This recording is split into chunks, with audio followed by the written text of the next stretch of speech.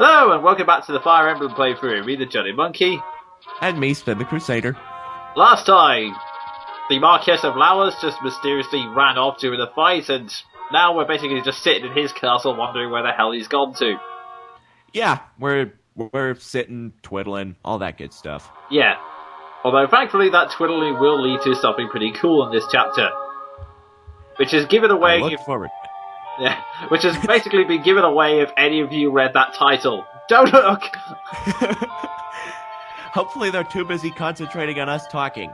Yeah. Although I don't think they would be. They'd be watching the screen too, but never mind. Yeah, and don't use the backslider. That's cheating. But yeah, we've been giving a chapter in the them discussing the possible plot twist that was revealed last time that anyone's father answered the call for rebellion. So yeah, it's basically Hector saying, "No, I wouldn't worry about it." He's very confident, isn't he? Yeah, well, that's part of it. Yeah, that's Hector's two main character traits: his loyalty and his confidence and everything. So,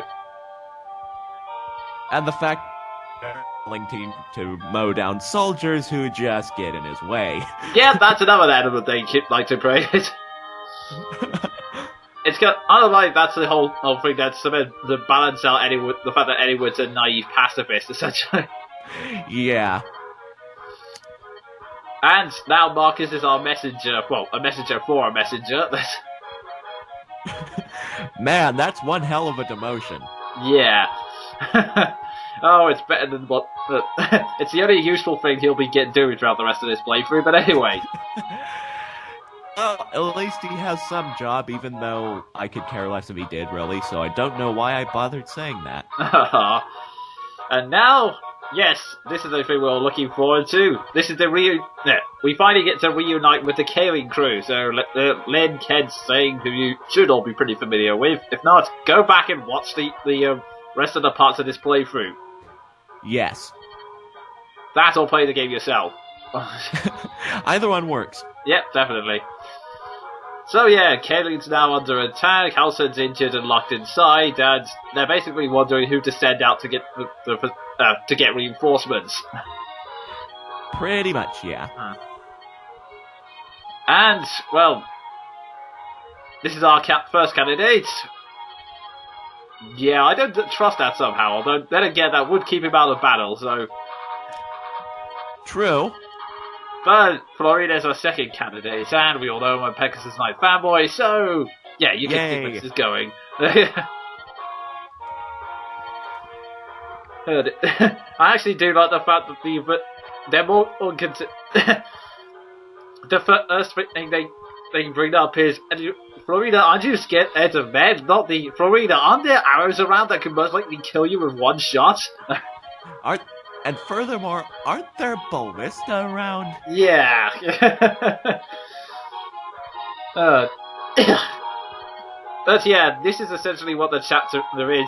Get all of these units back and to explain one gameplay element quickly so I don't have to do that down the line, these units will be on the opposite sides of the map, so... Yeah. Defend well. Defend well, horsemen.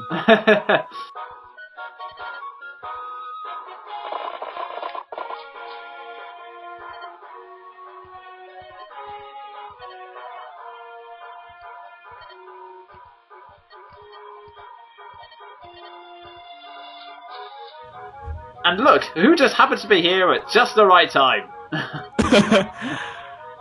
Aiming at something up high. Oh, I wonder who that could be. Yeah. Split screen. Hey! And this is probably the only time you actually get to see probably one of the very few times, with the exception of the end, you actually get to see the bust get the shots, and what's actually pretty funny is that Florian is a lot taller and a lot older than her mugshot leads you to believe, because when you look at her, you assume she's something like 12 or 8 from that. Which is a good point whenever I think about it more clearly. Yeah, but... yeah, there's actually some...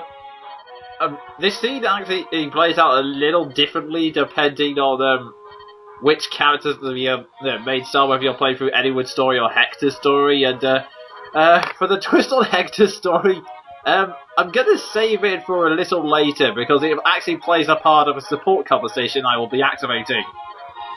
I know exactly which one you mean. Oh, yes.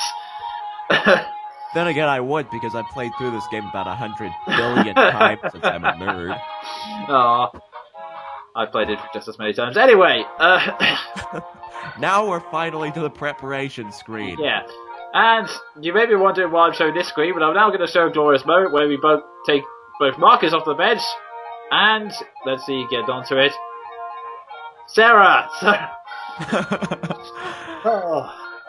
Oh, the glorious relief. oh, we never have to put up with that again.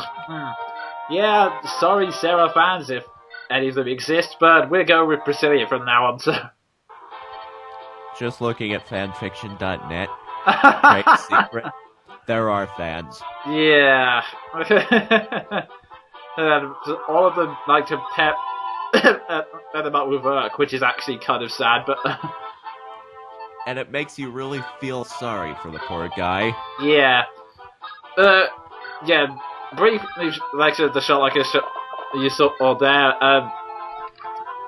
Florina's been given the energy ring, which essentially boosts her strength, because, yeah, Pegasus Knights need anything they can get in that department. Yeah, that and defense. Mm-hmm. That way they don't fall like paper when it comes to archers. Yeah, that is true. Speaking of weaponry, this is the... Shopping. Yeah, pretty much. There are two shops here which carry like a large selection of weapons, or two armories rather. This is probably one of the few times you'll be able to visit an armory, so grab them while you can. Yeah, both those and gold are kind of scarce. Yeah. It's especially a good idea to do this with the Lynn's units, who rather conveniently start right next to them, because they all start with... I wouldn't say inadequate equipment, but they're lacking a few essential details. Like, Lynn starts off with a steel sword and a Malikati, which is fine, but you do kind of want a weaker weapon that she can, double attack with and not get pounded on by. Yeah. Or weigh her down. Man, I'm screwing up my language a lot, but anyway, yeah, the main thing to worry about this chapter are cavalry, which is slowly coming from the north, but I would put the sword units and lance units up front first, since the mercenaries and Miradons are what come straight at you first. Yeah. Stab. Oh, gotta love those Pegasus Knights. Oh, yeah. And this is another editing thing you'll be seeing me doing. I think it's here, or maybe something else, and... Yeah, there we go. That'll skip. Yeah, pretty much I just skipped to the battles without actually... just cutting to the important points of the chapter. Is down here we get to see... We've been taping this for our daughter's wedding, but we're now going to give it to you. Random people I don't know. Reg? Well, if they're fighting against the people who are coming to destroy their village, maybe it's kind of understandable. Yeah, fair enough. So yeah. Whenever I look at it, I gotta wonder just what Lynn's unit was doing hiding around an armory in the first place. Well, I think it is kind of explained in the story that basically it's the one place where there's no enemy, so they're trying to hide for them. Well, that's fair enough, but... Okay, never mind, I don't know where I was going with that. So... Yeah. In fact, what actually pretty funny line, just because of anyone's reaction to it, is that apparently, Lynn being... well, Lynn has basically decided that she wants to launch the full-scale counter-attack from here, so...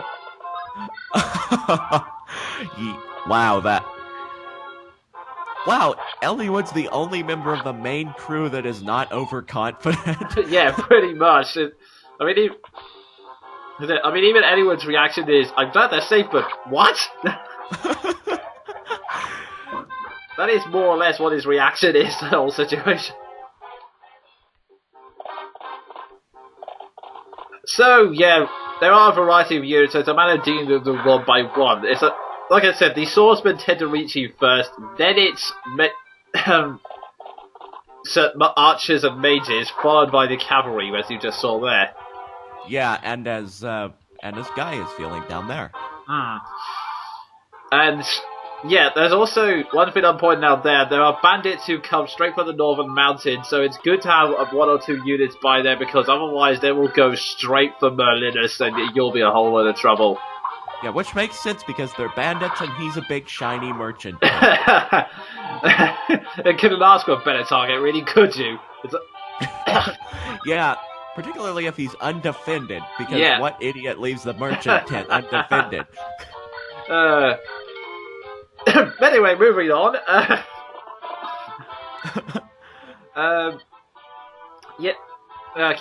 Down here, this guy gives you a spear which is useful in a way, but unfortunately, none of my units are good enough to use it anyway, and I don't use it in these chapters. The heavy spear. Oh yeah, the anti-knight spear. Yeah, essentially. Unfortunately, giving it to any of my units at this point essentially means that the guy can double attack them. So. Yeah, and that sucks on so many levels. Yeah.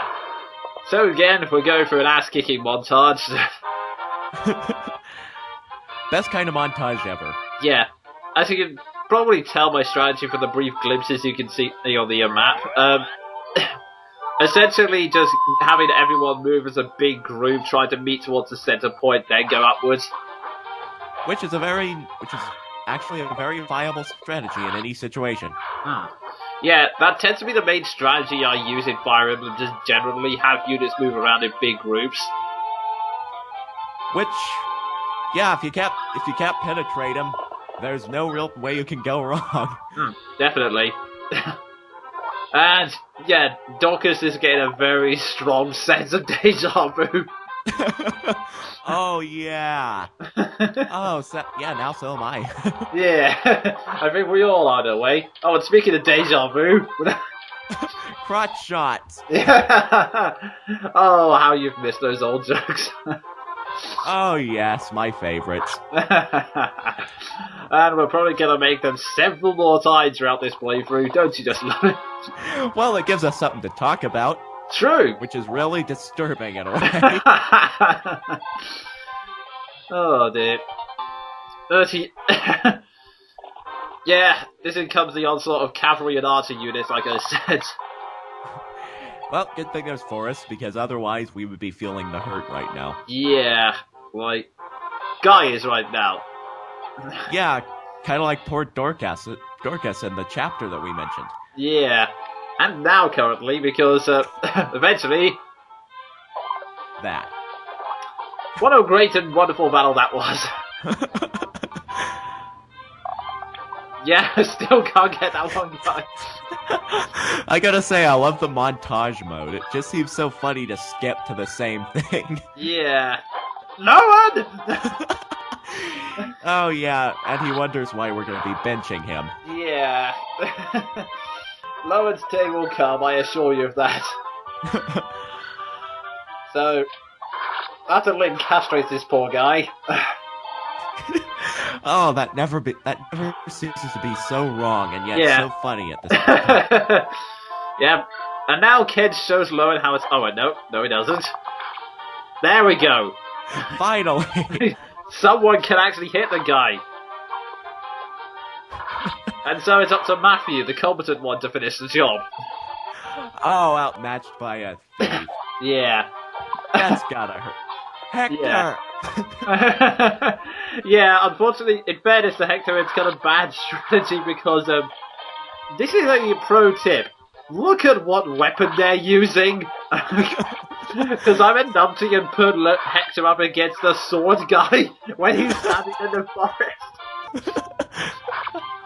You can go and for a change of pace, there's Florito actually hitting something. Yeah, that's why Lance guys go against sword guys. How many years have I been playing this game? And on that sense of failure and shame, we're coming to the end of this part, so that was me, the Jonin Monkey. And me, Sven the Crusader. I think this just makes fun of itself, really.